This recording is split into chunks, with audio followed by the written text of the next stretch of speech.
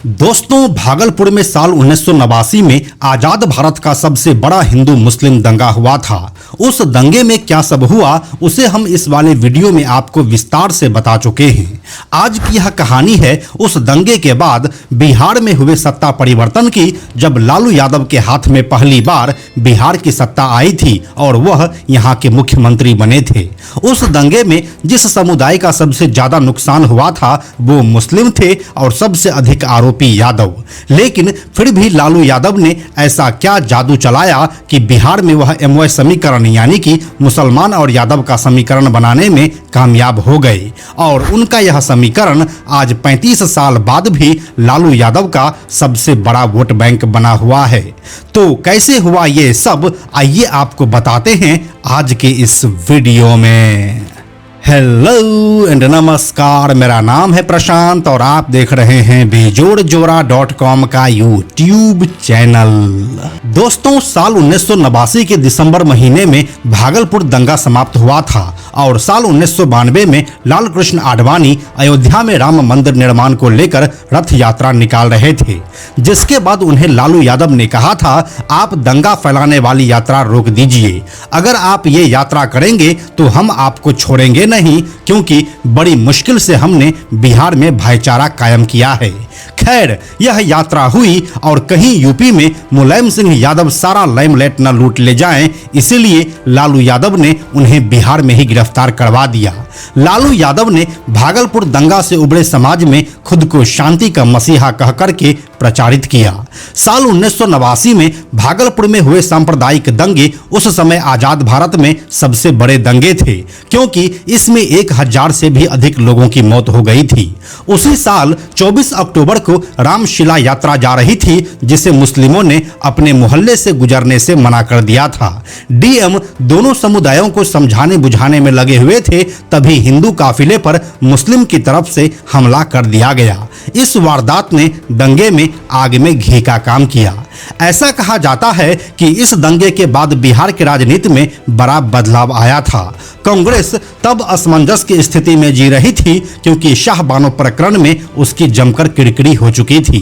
तब उसे सवर्णों के साथ साथ मुस्लिम्स के वोट भी मिला करते थे। उस समय जनता दल में रहे लालू यादव ने मुस्लिम्स के लिए जमकर सहानुभूति जताई। उन्होंने उनकी लड़ाई लड़ने की बात की, लेकिन उनका मुख्य मकसद यादव वोट बैंक को साधना था। भागलपुर दंगे में कामेश्वर यादव के अलावा कई ऐसे आरोपी थे जो यादव थे। ऐसे में अगर उनके खिलाफ लालू यादव की सरकार कोई भी कार्रवाई करती तो उनका यादव वोट बैंक चला जाता। इसीलिए इसके कुछ ही महीनों बाद मुख्यमंत्री बनने वाले लालू यादव ने भी आरोपितों पर कोई कार्रवाई नहीं होने दी। इसी बीच जस्टिस RN प्रसाद की जांच रिपोर्ट लालू प्रसाद यादव के लिए वरदान बनकर सामने आई, जिसमें पुलिस को क्लीन चिट देते हुए उन्होंने मुस्लिम्स को ही किसी न किसी रूप में दोषी बताया था। लालू यादव ने मुस्लिम्स के वोट बैंक के लिए बाद में लाल कृष्ण आडवाणी को गिरफ्तार करवाया। साथ ही राम मंदिर के मुद्दे पर भाजपा का विरोध करके भी इस वोट बैंक को उन्होंने साधा। लालू यादव ने मुसलमानों को जमकर भाजपा का डर दिखाया। इससे वह मुस्लिम्स के मसीहा भी बने रहे और यादव वोट बैंक भी उन्हें मिलता रहा। भागलपुर दंगा मामले में आरोपितों पर कार्रवाई भी नहीं की और मुस्लिमों के वह रहनुमा भी बने रहे।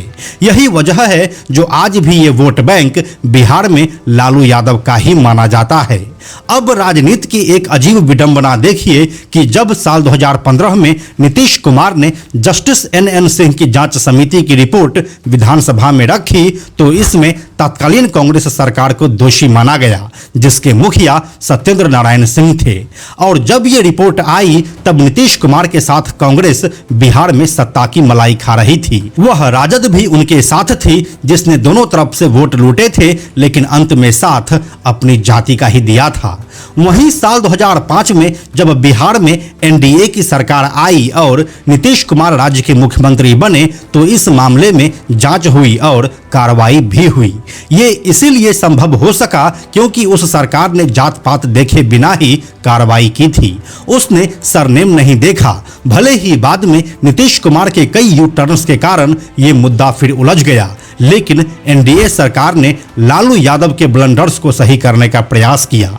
फिर भी बाकी के दल भाजपा पर ही सांप्रदायिक होने के आरोप लगाते रहते हैं। एक समय जिस कामेश्वर यादव की सांप्रदायिक सद्भाव बनाए रखने के लिए तारीफ हुई थी, उसे ही भागलपुर दंगे का मुख्य आरोपी बनाया गया। इस मामले में कुल 27 मुकदमे दायर किए गए थे। इस दंगे के बाद भाजपा को भी लोगों ने एक विकल्प के रूप में देखना शुरू कर दिया, क्योंकि उन्हें इस्लामी कट्टरवाद से डर लगने लगा था। नीतीश कुमार और भाजपा साल 2005 में सत्ता में आए, जिसके बाद इन दंगों की फाइलें फिर से खोली गई। कामेश्वर यादव को लालू यादव की सरकार के दौरान बरी तो कर दिया गया था, लेकिन उन पर फिर से नकेल कसनी शुरू हुई और नतीजा यह हुआ कि उन्हें जेल तक जाना पड़ा। भागलपुर के परबत्ती निवासी कामेश्वर यादव की अच्छी खासी फैन फॉलोइंग थी और जेल से निकलने के बाद उनके समर्थकों का इतना बड़ा हुजूम उमड़ आया कि पुलिस ने उन्हें जेल से घर तक पहुंचाया। यहाँ पर हम आपको बताते चले कि साल 2017 में पटना हाई कोर्ट ने उन्हें रिहा किया था। भागलपुर दंगा मामले में कामेश्वर यादव को बचाने वाले लालू यादव खुद जेल गए और अब बीमार होकर वापस भी लौटे।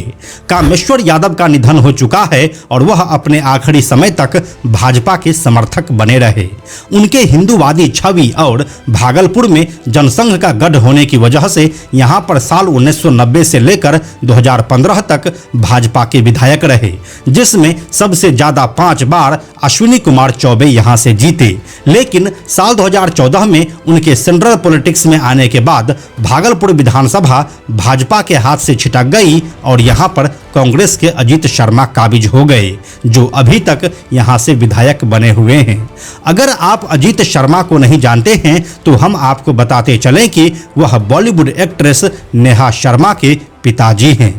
तो कुछ इस तरह से भाजपा समर्थित होने के बाद भी कामेश्वर यादव को लालू यादव ने सिर्फ जाति के नाम पर इस्तेमाल किया और इन दंगों में सबसे ज्यादा पीड़ित मुस्लिम समुदाय से हमदर्दी दिखाकर लालू यादव ने उनका वोट बैंक भी बटोर लिया। कुछ इस तरह से लालू यादव बिहार में MY समीकरण को आज तक जीवित रखे हुए हैं। बाकी आप इसके बारे में क्या सोचते हैं, हमें कमेंट में लिखकर बताइए। हम जल्दी मिलते हैं आपसे एक नए वीडियो के साथ। दोस्तों, YouTube हमारी वीडियोज की रीच को आगे नहीं बढ़ा रहा है, इसलिए हमें आर्थिक समस्या का सामना करना पड़ रहा है।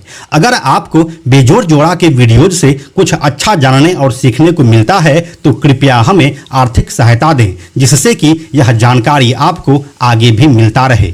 आप हमें 100, 200, 500 या फिर 1000 रुपये से भी अपना समर्थन दे सकते हैं, जिससे कि हम नए नए कहानियों पर लगातार काम करते रहें। आपके सहयोग के लिए धन्यवाद।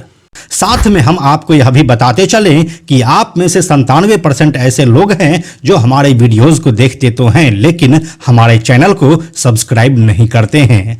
ऐसे लोगों से हमारी हाथ जोड़कर विनती है कि अगर आपको हमारे वीडियोस पसंद आ रहे हैं तो आप बेजोड़ जोड़ा के इस चैनल को सब्सक्राइब जरूर कर लीजिए।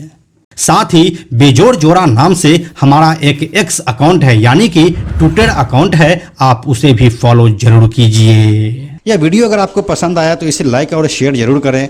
आने वाले वीडियोस के लिए बेजोड़ जोड़ा को सब्सक्राइब करके बेल आइकन को टच करना ना भूलें। Thank you so much.